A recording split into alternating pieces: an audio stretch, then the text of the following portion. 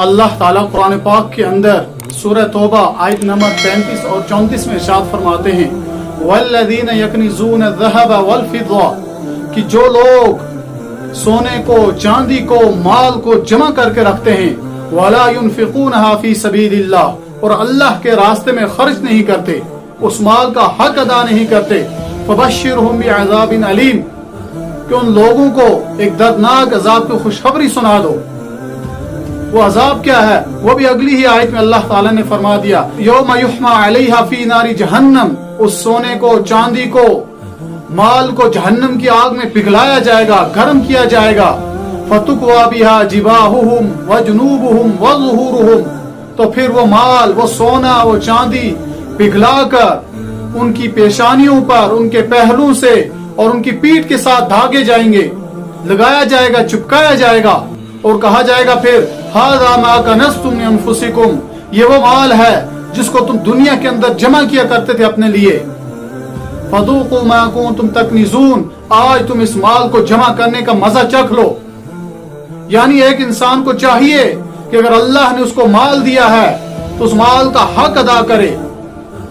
जब उस माल के ऊपर साल गुजर जाए ज़कात अदा करे, हज करे,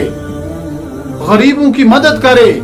बेवाओं की मदद करे, यतीमों की मदद करे, किसी गरीब घर की बेटी की शादी के ऊपर खर्च करे ताकि अल्लाह ताला उससे राजी रहे और उसके माल में बरकत अता फरमाए। इसलिए हमें चाहिए कि अगर अल्लाह ने हमें माल दिया है इसकी हम कदर करें। माल जो है हलाल तरीके से कमाना है और खर्चाना भी वही है जहां अल्लाह और उसके रसूल सल्लल्लाहु अलैहि वसल्लम ने हुक्म दिया है, जहां शरीयत ने हुक्म दिया है। इसलिए हमें सिर्फ इतना नहीं है कि हमने हलाल माल कमा लिया अब जहां मर्जी खर्च करें, नहीं, खर्च करने का भी तरीका है। कल क़यामत के दिन जो मैदान महशर के अंदर 5 सवाल पूछे जाएंगे उनके अंदर यह सवाल भी होगा माल कमाया कहां से,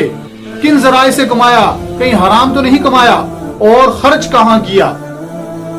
इसलिए हमें चाहिए कि अगर अल्लाह ने किसी को माल दिया है उस माल को हम अपने लिए जन्नत कमाने का जरिया बनाएं, ना कि जहन्नम कमाने का जरिया बनाएं। उस माल को जुए के अंदर उड़ाएं, फजूल खराफात के अंदर उड़ाएं, शादियों के अंदर उड़ाएं, गरीबों की मदद करें और हज करें, उस माल में से ज़कात अदा करें। अल्लाह के नबी सल्लल्लाहु अलैहि वसल्लम ने इरशाद फरमाया कि जिस इंसान के पास इतनी ताकत हो कि वो हज कर सकता था और उसने नहीं किया तो अल्लाह को इसकी कोई परवाह नहीं। वो इंसान, वो मुसलमान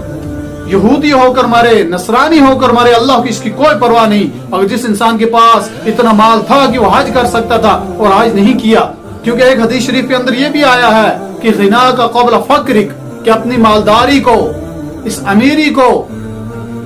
गनीमत जानो गुर्बत आने से पहले, कि कल तुम फिर गरीब हो जाओ, फकीर हो जाओ, फिर तमन्ना करो काश हमारे पास पैसा होता, हम गरीबों की मदद करते,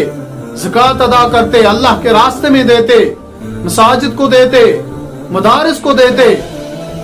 इसलिए हमें चाहिए कि हम माल को गनीमत समझें, मालदारी को गनीमत समझें गुर्बत आने से पहले और अल्लाह के रास्ते में खर्च करते रहें